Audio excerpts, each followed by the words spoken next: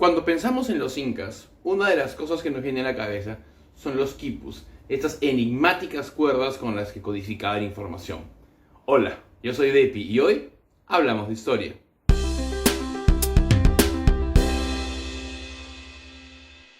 Comencemos por el nombre. La palabra quipu viene del quechua y quiere decir nudo, lo cual es evidente. ¿Por qué no? Son cuerdas anudadas. Su uso estaba encomendado a los quipucamayos, ese es también en español. Ellos se encargaban de fabricarlos, de almacenarlos y de leerlos. Eran funcionarios de mucha confianza porque en ellos recaía mucha de la información requerida para un pueblo tan extendido, ¿no? Luego de Pachacútec, cuando los incas salen de la región centro-sur del Perú y comienzan a expandirse, necesitas tener una muy buena información para el manejo de una sociedad tan compleja. Entonces de ahí viene su importancia. Un tema es, nosotros relacionamos a los quipus exclusivamente con los incas, y acá vienen un par de errores.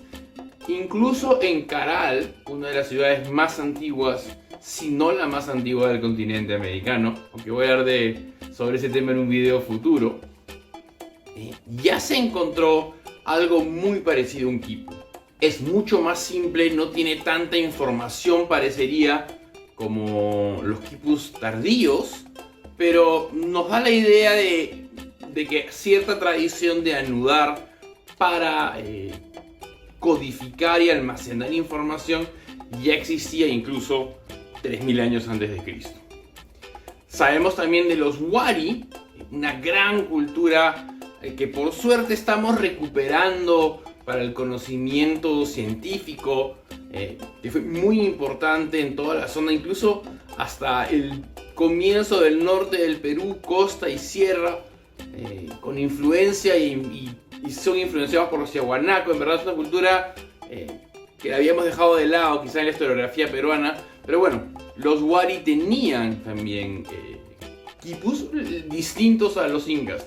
Los incas, en esto como en tantas otras cosas, algo que tuvieron muy inteligente es ver algo que ya existía y adoptarlo y luego adaptarlo para su uso.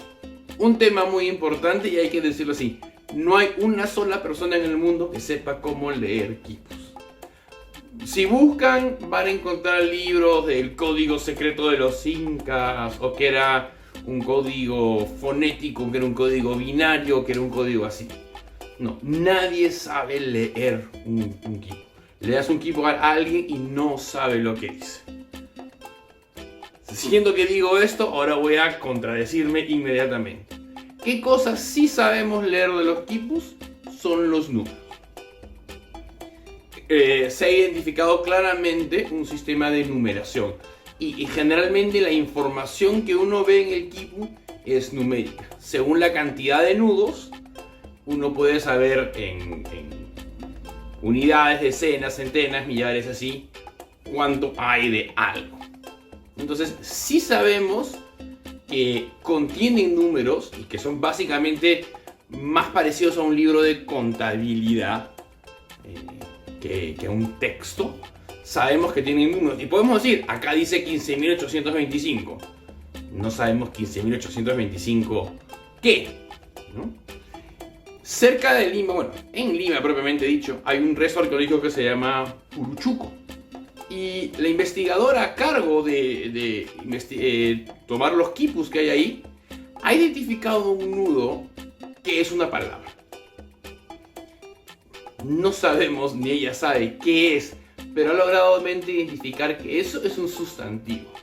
Lo ha logrado entre otras cosas porque hay un como manojo de quipus, algunos muy parecidos en números, y ha tenido la idea clara de que esto quiere decir algo. Lo cual nos alegra mucho, ¿no? No creo que podamos nunca saber, especialmente a partir de un solo quipu o un solo grupo de quipus, qué quiere decir. Pero nos lleva a ciertas ideas de que no son solo números. Esto es muy importante.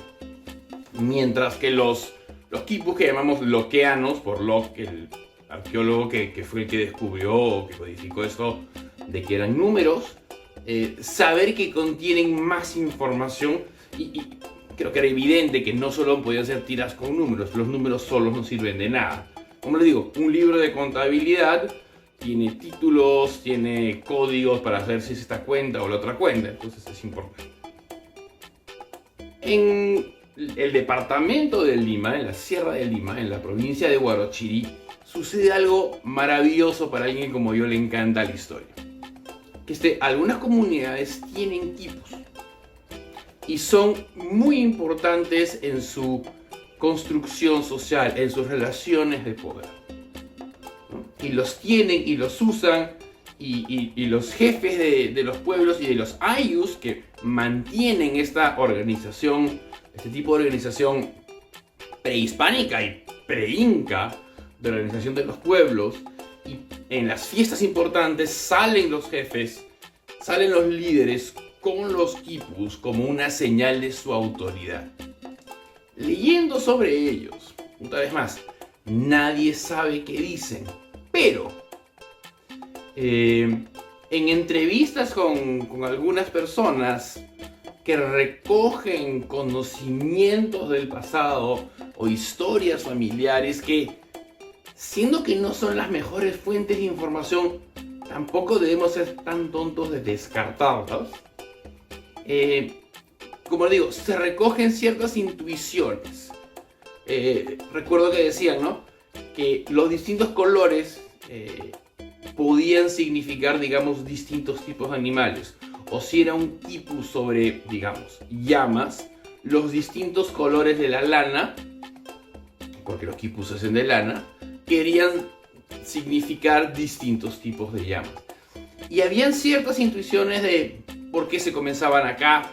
No lo podemos comprobar, lamentablemente, pero nos dice algo que tiene mucho valor porque los estudiosos han tenido esta idea de que los colores, de que el tipo de nudos, de la forma de hacerlos, de la posición, codificada de información, y estos pueblos que los han mantenido, incluso habiendo perdido el conocimiento de cómo leerlos o de cómo hacerlos, o de cómo grabar información en ellos, como digo, estas intuiciones valen mucho. Cuando uno ve un quipu, tiene esta imagen, ¿no? O cuando se la imagina. Tenemos la gran cuerda horizontal y luego cuerdas verticales. Y esta es la forma básica del quipu. Cada cuerda vertical contiene números y, como dije, puede contener alguna información extra de qué cosa estamos contando en esta cuerda. Pero cuando uno examina las cuerdas de los quipus, va a ver que no solo caen cuerdas individuales. De una cuerda salen a veces cuerdas que se llaman subsidiarias.